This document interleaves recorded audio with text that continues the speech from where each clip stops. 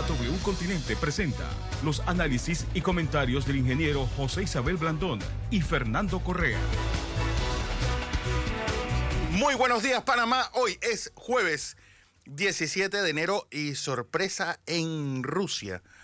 Al presidente Putin pedirle la renuncia no solamente al primer ministro Medvedev, sino a todo el gabinete. ¿Qué movida hay detrás de eso?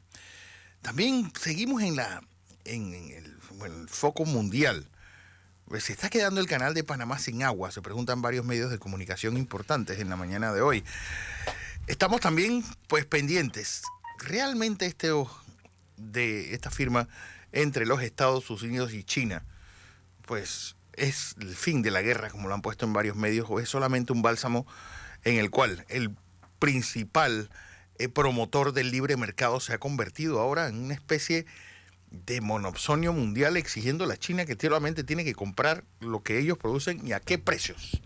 200 mil millones de dólares por año. Eso es mucho. Viene. Así que no.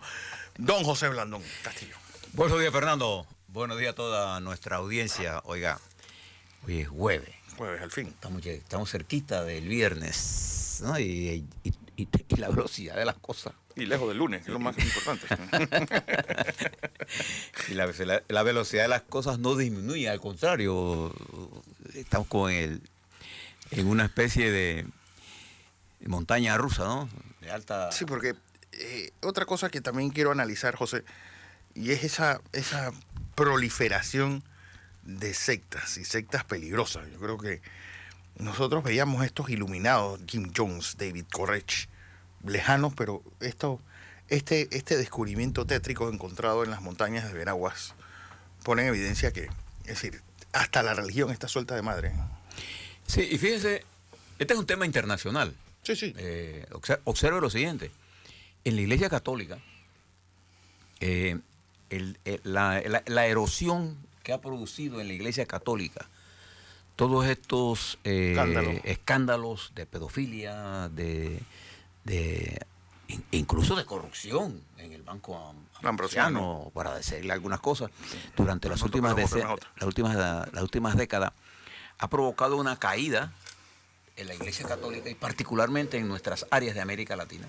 Caída que ha sido llenada en algunas veces por algún tipo de iglesia, pero por una mayoría de sectas religiosas que en nombre de una determinada corriente de pensamiento religioso, yo soy respetuoso del pensamiento religioso suyo, pero lo considero un pensamiento personal.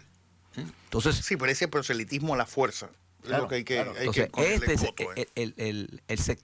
el nacimiento de la secta está unido a aquellos iluminados de algunas áreas y particularmente en las áreas marginales. Entre más miserable eres, peor. Y fíjese lo que ocurrió allá en la comarca Nove Buglé, allá en Altos de Término, ¿cómo se llama? El lugarcito de Nove Buglé, donde ocurrió estos macabros hallazgos, nos lleva a llamar a la reflexión. Igual que llamado a la Iglesia Católica también. Fíjese que en los últimos días, las controversias entre Benedicto, el ex papa, que esta es la primera vez, pocas veces en la historia que un papa renuncia. La segunda vez. La segunda vez, ¿no?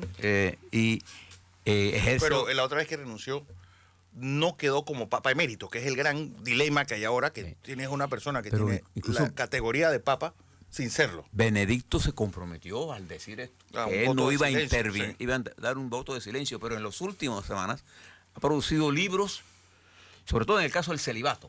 Sí.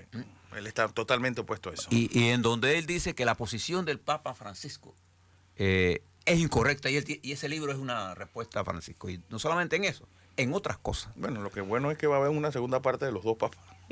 Entonces, lo que usted vio en la serie de Netflix, vuélvala a ver, porque como dice Fernando, va a haber una segunda, porque la primera produjo el efecto de darse cuenta que habían diferencias muy serias. Abismales. Y una ahora, concepción de la Iglesia Católica totalmente diferente. Pero ahora queda más evidenciado esto que está ocurriendo, pero en nuestro continente y en nuestro país en particular, fraccionamiento de la Iglesia ha producido la proliferación. Los espacios vacíos han dejado... Claro, para que gente sin escrúpulos, porque yo diferencio de lo que son iglesias como tal, Sí. ¿no? ¿Sí?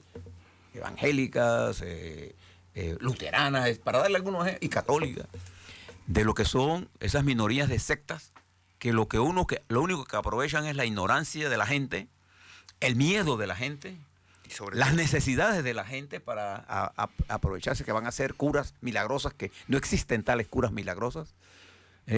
Entonces, esto tenemos que prestar la atención. bueno, es que yo creo que ahí está esa concepción, porque el gran director de marketing de todo esto es San Pablo. Con el cuento de, pórtate bien ahora que yo te lo pago después de muerto. Nadie ha venido para allá para decirnos si te pagaron o no. Y eso, obviamente, pues es un negocio redondo.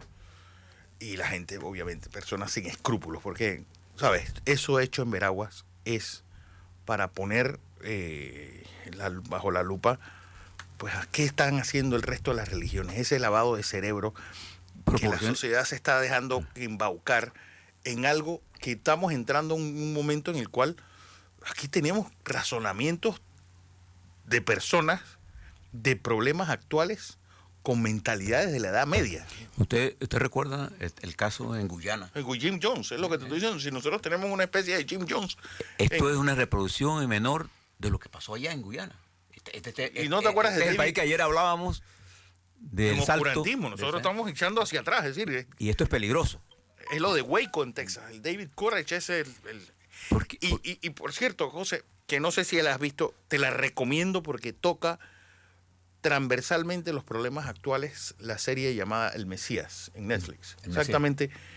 Tiene este ingrediente, religión, la situación en el Medio Oriente, toda esa enajenación que hemos tenido durante tanto tiempo de gente hablándonos y de Dios y de Dios y de Dios y de Dios, y cargándonos la cabeza de cosas y tratando de buscarle soluciones fáciles a problemas complicados a través de la religión. Y ahí vamos a tener los resultados. sí, por un lado se ha producido este fenómeno en la Iglesia Católica que tiene su efecto global en el mundo. Uh-huh. Todos estos escándalos, por ejemplo en Chile, uno de los países que más sufrió la Iglesia, donde más ha sufrido la Iglesia Católica en Chile, por lo que pasó en Chile. Y por el grado de discusión que tuvo en la intelectualidad, en las clases medias, los muchachos. En nuestros países en general, que tienden a ser católicos, Uh-huh. pero hay países, pero nuestro país no es un país militantemente católico. No. Nuestra propia economía abierta Sí. nos hace ser un país de ideas muy superficiales. 80% se dice católico, pero la asistencia a la iglesia será de 200.000 personas los fines de semana. Y está concentrada en la gente de mayor edad. Uh-huh. Entonces, y además, únale a esto el declive de la discusión política partidaria. Uh-huh. Y el debate social y político del país ha quedado sumergido, el país y en el mundo ha quedado sumergido. Ayer hablaba con un periodista, le contaba a Fernando, que me hablaba de cómo Panamá había llegado a tener tal nivel de descuido en la formación de sus cuadros políticos. Le digo, bueno, eso está pasando en el mundo, pasó en Argentina, donde tú eres, pasó en Estados Unidos, pasó en todos lados. Esto es un fenómeno global.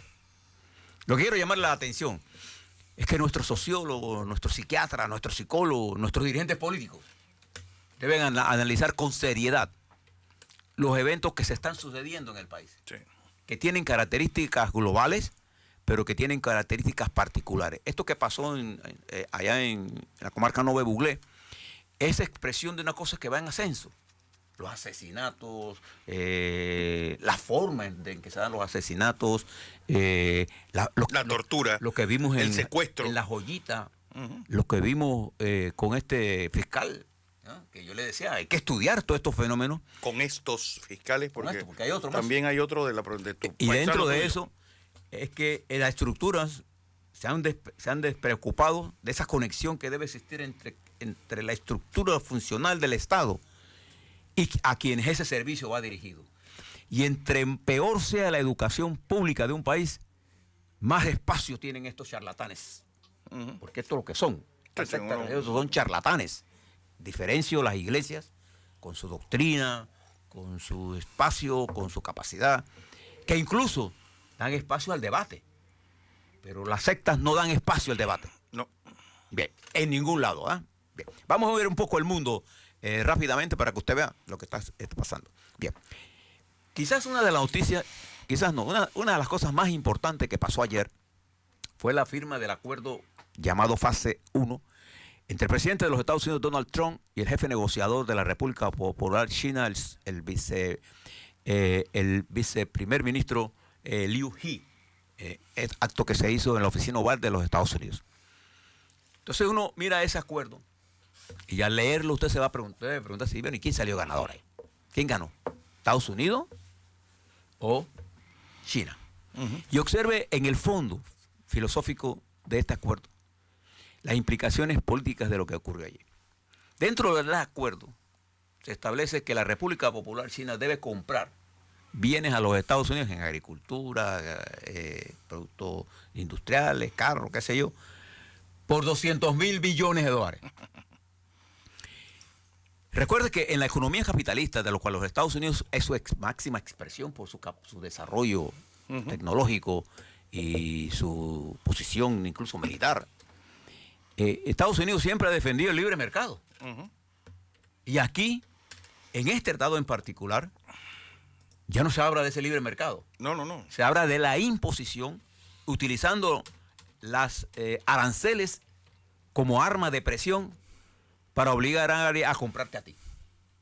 Eso está lejos del principio del libre mercado.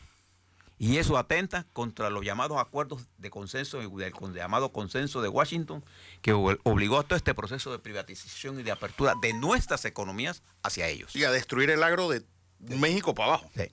Entonces ahora se plantea, observe esto. Entonces los Estados Unidos, claro que el presidente Trump puede exhibir, de hecho lo hizo a propósito de este año, porque arrancan las elecciones, firma un acuerdo en donde él puede exhibir a los Estados Unidos que hay un acuerdo y que su política de firmeza contra la República Popular China, de poner aranceles, pero ese precio que pagó Estados Unidos, porque este precio no lo pagó China. Si no lo pagó, cuando importaba, dejó de importar bienes a los Estados Unidos y se acabó. Pero ese precio lo pagamos todos en América Latina. Esta contracción del comercio global y de la economía en 0.8% del PIB global afectó a nosotros, América Latina, a Europa. Entonces uno se debe preguntar si lo que se logró compensa lo que se perdió.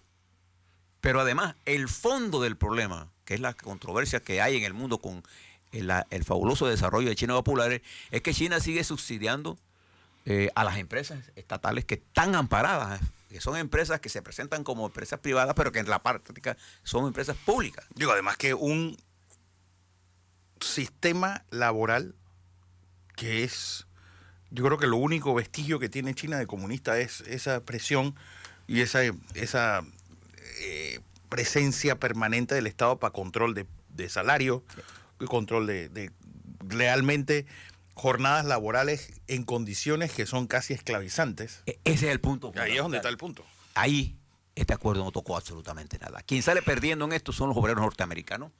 ¿Por qué? Porque la mano de obra de Estados Unidos sigue siendo mucho más cara, menos competitiva. No importa los aranceles.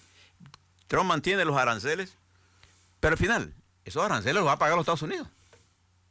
Es que no solamente eso, José, sino que el contagio. ¿Qué va a provocar esto? Que economías emergentes intensas en agua, en mano de obra, como lo son la de Vietnam, la de Malasia, la de Indonesia, la de India, pues tengan que llevar también a que el salario sea una pequeña proporción del precio final. ¿Qué va a pasar con esto? Que van a tener condiciones laborales esclavizantes, van a tratar de igualar el modelo chino intensivo en mano de obra barata. Bueno, este debate, esto que pasó ayer, que no es un acuerdo final, este acuerdo está lejos de ser un acuerdo final, es un punto de inflexión importante para bajar distensiones. Y lo celebro como eso. Gracias. Pero en el fondo nos plantea problemas conceptuales que nosotros aquí en Panamá también tenemos que hacerlo. ¿Cómo vamos a negociar con alguien que tiene un concepto de que América para los americanos, utilizando el poder de los americanos para imponer condiciones comerciales? A China, en su magnitud, ellos pueden absorber eso. Nosotros en nuestra pequeñez no lo podemos absorber. Bien, además que se lo dejo allí, porque está en debate qué realmente ganó. Usted me pregunta a mí, y yo digo que esto fue un juego tabla. en la que ganó Trump algunas cosas, ganaron los chinos otras cosas, pero el mundo en general perdió. Exacto. En ese debate. No va a ganar el más eficiente, ni el mejor. La segunda noticia en importancia global fue la decisión de la Cámara de Representantes de los Estados Unidos, Fernando, estimados televidentes y radioescuchas, de llamar, de enviar por ley las dos acusaciones para el juicio político al presidente de los Estados Unidos, que ayer la Cámara de Representantes aprobó esa ley, y se envían dos acusaciones en la que se solicita una separación del cargo del presidente en lo que es un juicio político. Pero además se designaron los 7 fiscales, que son todos demócratas, que actuarán como fiscales ante el Senado, en donde los 100 senadores actuarán como jurado para decidir si esto se va a presentar o no. Necesitando las 2/3 partes para condenar. Para condenar. Ese evento será presidido por el presidente de la Corte Suprema de los Estados Unidos. En la decisión que se tomó de carácter político, de impacto, pone a prueba al presidente de los Estados Unidos y pone a prueba el sistema de los Estados Unidos. Para este juicio usted tiene que tomar en consideración lo siguiente: para que haya un juicio tiene que haber testigos y pruebas presentadas. Bueno, los republicanos se oponen a la presentación de testigos y pruebas. Entonces uno se pregunta, fíjense lo que pasó en comercio, ¿ah? Un tratado que obliga a otros a comprarle a usted. Si nosotros hubiéramos hecho un tratado con los Estados Unidos, con Colombia, así, obligándole a ellos a que nos compren nosotros, hubiera sido declarado ilegal. No. Yo creo que nos hubieran invadido. Un juicio político en la cual la parte republicana se niega a aceptar La presentación de testigos y pruebas. ¿Usted ha visto algún juicio sin testigos ni pruebas? Bueno, sí, los de Martinelli con Jerónimo Mejía. Pero al final tuvieron que presentarlo y llegó al tribunal después que se declararon lo que tenía que declararse, y hubo que presentar testigos. En el primer testigo se cayó el caso. Sí. En el caso Martinelli. En el caso Martinelli. En este caso, hay nuevas evidencias en este tema. Yo lo que quiero es que ustedes, cuando miren esto, miren si va a haber pruebas o no va a haber pruebas, si va a haber testigos o no va a haber testigos. Y aquí usted va a sacar una serie de conclusiones. Al final lo que tenemos que sacar las conclusiones, no tanto que no veo forma de que Trump sea detronado del poder. Lo que veo es que se están sentando precedentes peligrosos en un mundo en donde tiene que ser multipolar, en un mundo donde tiene que prevalecer el derecho internacional, porque para los países pequeños como nosotros, en un mundo donde prevalezca el poderío militar y el poderío de la nación con respecto a economía, nosotros estamos muertos. ¿Qué hacemos los países pequeños? Bien. Nada más que préstele atención a estas cosas que están en desarrollo en los Estados Unidos. Oye, quiero que vayan a un interesante artículo en una web inglesa llamada Wired, de cables, donde está hablando del clima, y se llama The Panama Canal is running out of water. El canal de Panamá se está quedando sin agua, se preguntan. Y no solamente hablan Bueno, se pregunta, ese es el título. Ese es el título. Y no solamente, no, porque dentro del artículo sí está haciendo más que una hipótesis. Pero lo interesante es que ahí pintan no solamente el rol de Panamá en el cambio climático mundial, el rol de Panamá en la reducción de emisiones del efecto invernadero por el uso de los barcos a través del canal. Es decir, y volvemos a caer en esa importancia que tiene nuestro país en el mundo, que nosotros no nos estamos dando cuenta. José, ayer, y lo vamos a presentar el próximo lunes, entrevisté de forma directa a Ricardo Poma, al presidente del Grupo Roble, uno de los grupos centroamericanos, si no el más importante grupo empresarial centroamericano. Ese es El Salvador, ¿no? Es salvadoreño, sí, pero ya tiene presencia en todos los países del área. Y tiene, pues, y él... Uno de los grandes empresarios de esta región. De esta región. Un hombre graduado en la Universidad de Princeton, con un doctorado en la Universidad de Harvard. Es decir, un empresario... Comparado con Carlos Pela en esta área. Con Carlos Pela, con los Gutiérrez, en Stanley Mota. Dionisio Gutiérrez, con Stanley Mota. Y él habla sobre Panamá, y habla sobre la región, y habla también, bueno, del cambio de visión empresarial que va a tener en América, para toda el área centroamericana, la llegada del señor Bukele y la llegada del señor Yamatei. Es decir, para darle una especie de golpe de timón a dos países que estaban adormilados. El señor Sánchez Serén era un hombre que vivía en 1970 y el cómico Jimmy Morales era otro. Es decir, ahora tanto El Salvador como Guatemala van a convertirse en actores de primera línea.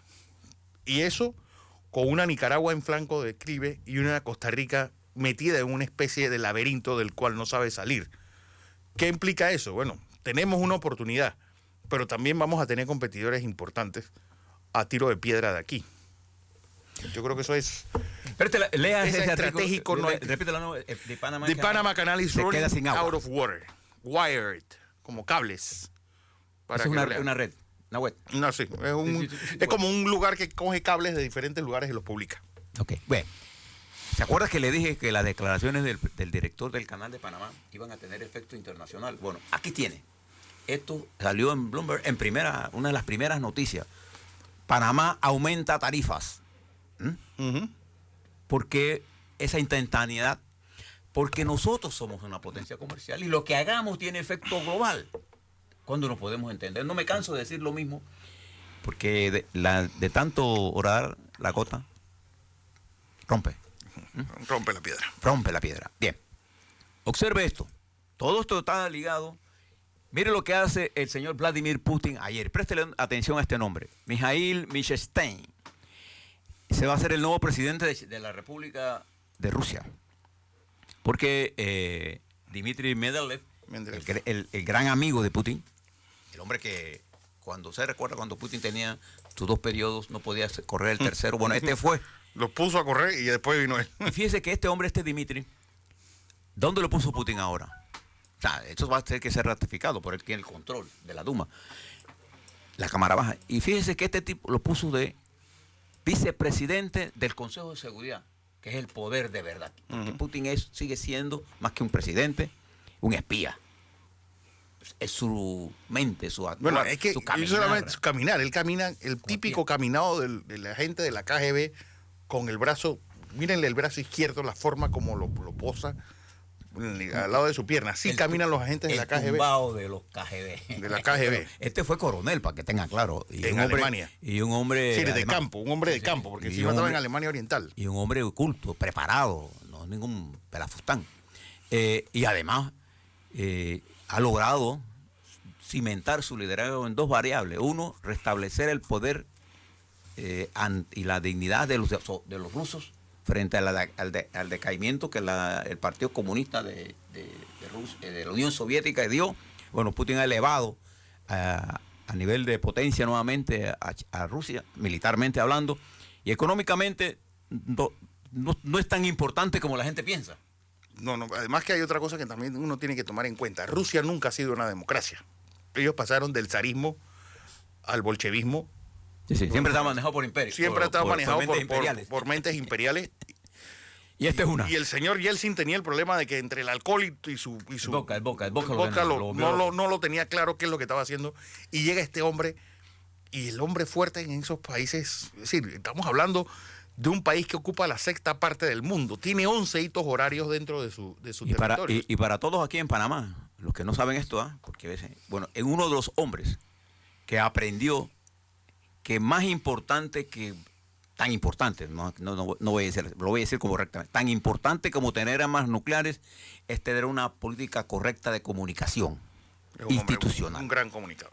Y además ha entendido que la propaganda ideológica tiene menos valor que la comunicacional a través de... Usted se fija cómo ha mejorado la información con respecto a Rusia instantánea. Si en Rusia matan a alguien, sale inmediatamente la televisión. Es que RT es un proyecto de Putin. Contrario a lo que pasa en Cuba. Usted ve los programas cubanos y no matan a nadie, y no pasa nada, pero eso está ocurriendo de verdad. O sea, todavía los cubanos no se han dado cuenta que esa presentación de esas Cubas... Sí, el paraíso no es cierta. Laboral. No es cierta. Por eso que me encantó tanto esa serie que usted me recomendó de las 4 estaciones en La Habana.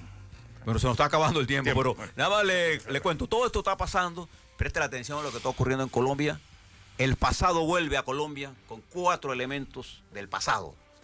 Los pinchazos, los falsos militares, los falsos positivos, los secuestros y asesinatos de dirigentes y lo peor, el renacimiento del paramilitarismo.